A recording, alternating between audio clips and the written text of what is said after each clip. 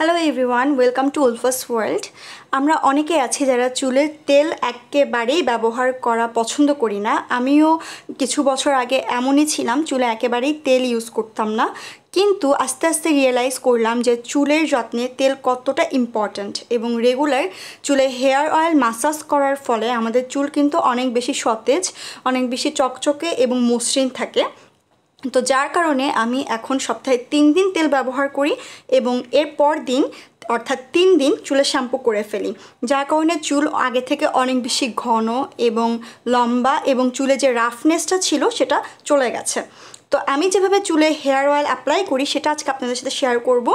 তার জন্য আমাদের লাগবে জবা ফুল।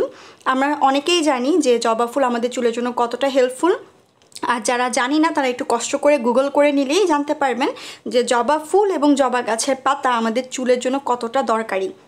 তো তার জন্য আমি আমার ব্যালকনিতে একটা জবা ফুল গাছই লাগিয়ে ফেলেছি, যেটা থেকে 12 মাস প্রত্যেকটা দিনই কোনো না কোনো ফুল আমি পেয়ে থাকি, এবং আমার যখন চুলে হেয়ার অয়েল অ্যাপ্লাই করতে ইচ্ছা করে তখন আমি এইরকম করে একটা জবা ফুল ছিঁড়ে নিই, এবং জবা ফুলের সাথে সাথে আমি কিন্তু পাতাও চুলে অ্যাপ্লাই করি।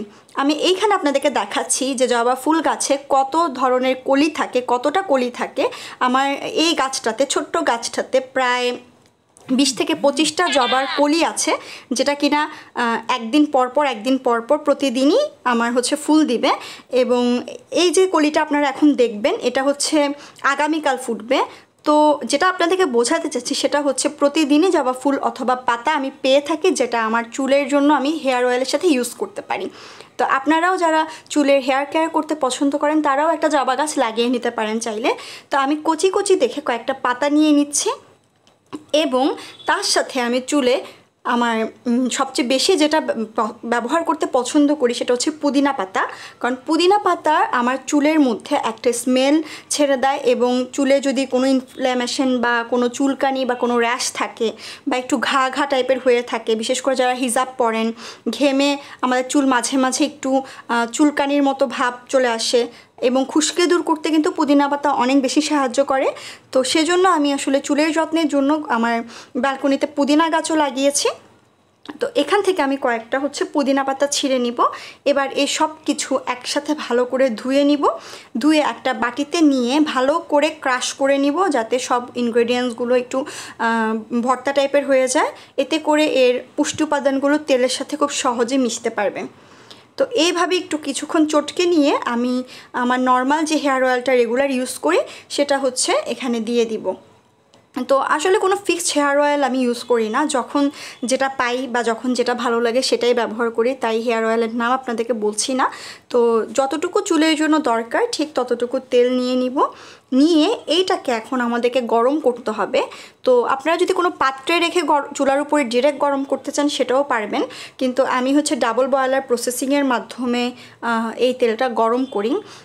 অনেকক্ষণ ধরে একটু পানি ফুটিয়ে পানিটা যখন একদম গরম হয়ে আসবে তখন এর মধ্যে বাটিটা দিয়ে দিই, এবং 15 থেকে 20 মিনিট ওয়েট করি, যার ফলে আমার তেলটা গরম হয়ে যায় এবং আমার জবা ফুলের এবং পাতার যে পুষ্টি উপাদানটা আছে সেটা তেলের মধ্যে চলে যায়, এবং তেলটা একটু পোড়া পোড়াও হয় না, খুব সুন্দর স্মেল থাকে।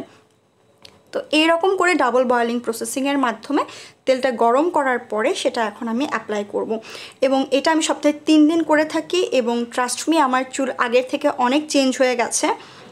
চুলের যে রাফনেসটা আছে সেটা চলে গিয়ে চুল অনেক সিল্কি হয়ে গেছে।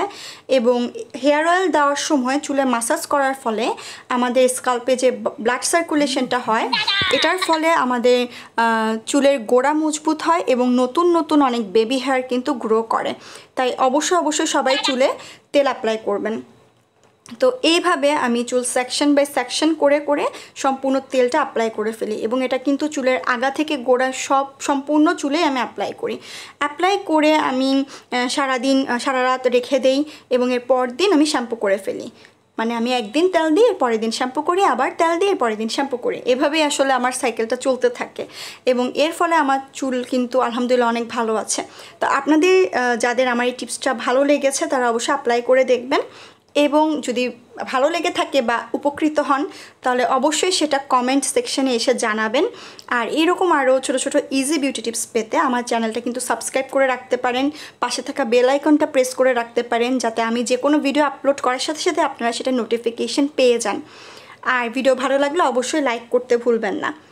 তো এইভাবে সম্পূর্ণ চুলে যত্ন সহকারে আসলে তেলটা লাগাতে হয়। যদি কোনো হেল্পিং হ্যান্ড থেকে থাকে তাহলে তো কোনো কথাই নেই। আরাম করে সময় নিয়ে সম্পূর্ণ চুলে আসলে মাসাজ করাটা অনেক বেশি ইম্পর্ট্যান্ট। আর যদি কেউ না থেকে থাকে তাহলে আমার মতো নিজেই চুলে মাসাজ করে নেবেন এবং খোপা করে রাখবেন, এবং যখন আপনার ইচ্ছে হবে তখন শ্যাম্পু করে ধুয়ে ফেলবেন।